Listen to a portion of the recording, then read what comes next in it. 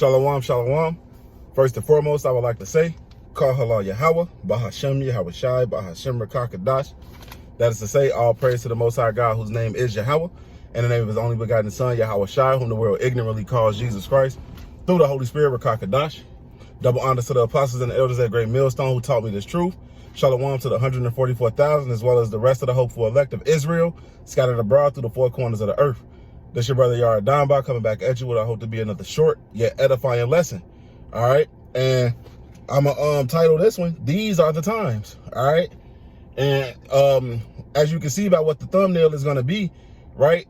I was in Whole Food, my local Whole Food, the other day, and I noticed that they're starting to implement the pay with your palm thing more and more, right? And that the significance of it is that wasn't there just a week ago.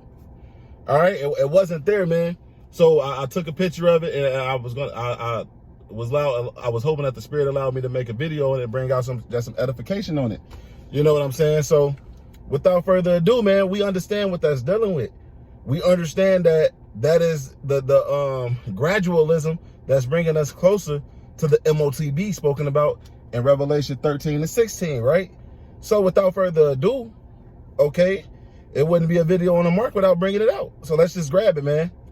So this is the book of Revelation 13 and 16, and it reads, "And he causeth all, both small and great, rich and poor, free and bond, to receive a mark in their right hand or in their foreheads, and that no man might buy or sell, save he that had the mark, or the name of the beast, or the number of his name. Here is wisdom. Let him that hath understanding count the number of the beast, for it is the number of a man, and his number is 666. Right? And hey, man, it's self-explanatory. You know, you got all of these different groups out here telling you that the MOTB is sin, or the MOTB is Christianity, or the MOTB is white women, or the MOTB is an embargo, right? But, you know, here in the Great Millstone, starting with the apostles and the elders on down, right? They've always taught that the MOTB was going to be the RFID C-Hip, right? Or as the brother Yaradanya call it, the flaming hot, that chip, right? And that's the thing, man. These people, they see it happening and they refuse to recant these statements. They see it happening and they refuse, you know, to speak the truth on this matter. And that's going to lead a lot of people to destruction. And that's how we know that those people aren't the men of the Lord. Those are not the prophets, right? Because we're seeing the vision speak at the end of the day, right? And let's grab that real quick, man. Let's grab that real quick. This is going to be the book of Habakkuk, chapter 2, right? And I'm going to start here at the top. And it reads, I will stand upon my watch and set me upon the tower, and will watch to see what he say unto me, and what I shall answer when I am reproved. And the Lord Yahweh answered me and said, write the vision and make it plain upon tables, that he may run that readeth it, right? And the thing is, you know, he wrote these prophecies were written in ancient times, right? And they didn't understand what was going on. But now we see these prophecies truly coming to life, man. And we're running.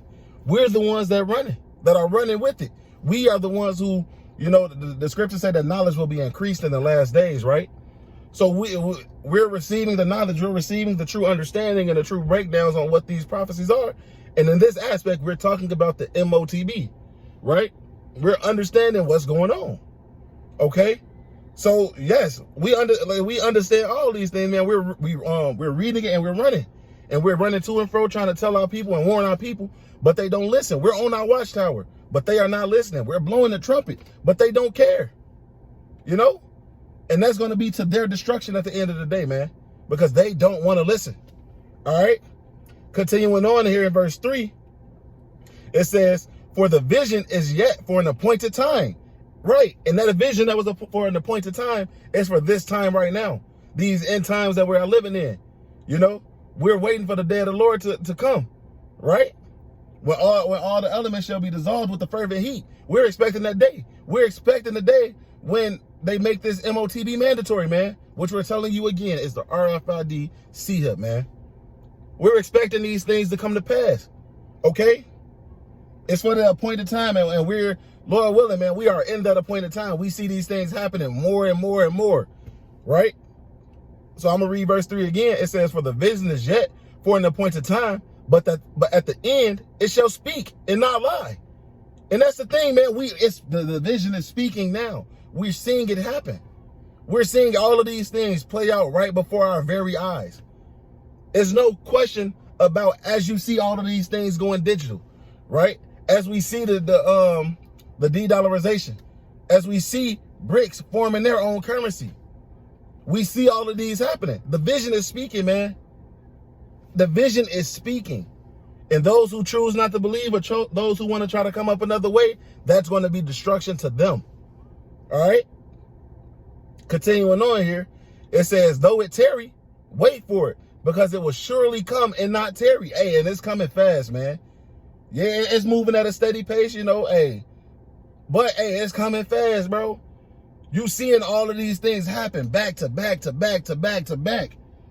As the Lord described it, man, it's like a woman with child pains. Those contractions start off far apart, but they're starting to get closer and closer and closer and closer, right?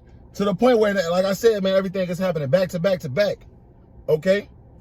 So we understand these things, man. What manner of person are you to be? What you gonna put your faith in? What you gonna put your belief in? Are you gonna believe those and listen to those who prophesy smooth things that make you think you won't have to go through tribulation? Or are you going to listen to the true men of the Lord who tell you, oh, no, you're going to have to go through things. You're going to be tried. They're going to try to force you to take this seed up. This place will be destroyed by a thermonuclear fire, right? We're telling you these things. But what manner of person are you going to be? Are you going to believe? Okay? And that's the thing, man. And that, as I said earlier, that's how you understand who the men of the Lord are, because the Lord reveals these things to his servants, the prophets. And let's just read it, man. Let's just read it. Let's just read it. This is the book of Amos, chapter 3, verse 7. Surely the Lord Yahweh will do nothing, but he revealeth his secrets unto his servants, the prophets. Right? So now the thing is, hey, those people who are telling you what is what, those have to be the men of the Lord. Not these people telling you that the MOTB is sin, when, again, we just read that vision was for an appointed time, right? Sin has been around all the time. How are you going to buy or sell with sin? You know? It's just that simple, man. But, hey, the Lord revealeth his secrets to his servants, the prophets. All right? And I got one more scripture here, and then I'm going to close it out. Lord willing, this was edifying. All right? What is going on? Oh, I'm in the wrong chapter. Salakia. Jeremiah 7. Yeah, man. And this is the thing. The Lord has always gave you the prophets, man. But some people will forbear. But the Lord told us to preach whether they will hear or whether they will forbear, right? This is the book of Jeremiah chapter 7 and verse 25. It says, since the day that your fathers came forth out of the land of Egypt unto this day, I have even sent unto you all my servants, the prophets, daily rising up early and sending them, right? And again, man, from the elder apostles on down, you know, I wake up every day to go to work at about 5:30. The apostles are already live, man. They already live at 5. I'm up at 5:30. They already live. Bringing out edification, heavy edification, man. The Lord said his prophets rising early. Okay? In verse 26, it says, yet they hearken not unto me, nor incline their ear, but harden their necks. They did worse than their fathers. And these people still are not listening, man. Again, the vision is speaking, the prophecies are speaking, but these people refuse to listen. Okay? It's just that simple, man. Continuing on here in verse 27, it says, therefore thou shalt speak all these words unto them, but they will not hearken to thee. Thou shalt also call unto them, but they will not answer thee. But thou shalt say unto them, this is the nation that obeyeth not the voice of the Lord Yahweh, their power, nor receiveth correction. Truth is perished and is cut off from their mouth. And these people do not want to receive the truth, man. They want whatever makes them feel good, man. They go to the seers and say, prophesying to me smooth things, man. But that's going to be to their detriment at the end of the day, man. These are the times. What manner of person ought you to be? All right? You got to get it together. But Like I said, I didn't want this to be a long lesson, man. So with that, I'm going to give all praise, glory, and honor being to Yahweh, Bahashem, Yahweh Shai, Bahashem, Rakakadash. Double honors to the apostles and the elders at Great Millstone taught me this truth. Shalom to the 144,000 as well as the rest of the elect scattered abroad through the four corners of the earth. Hey, shalom, man.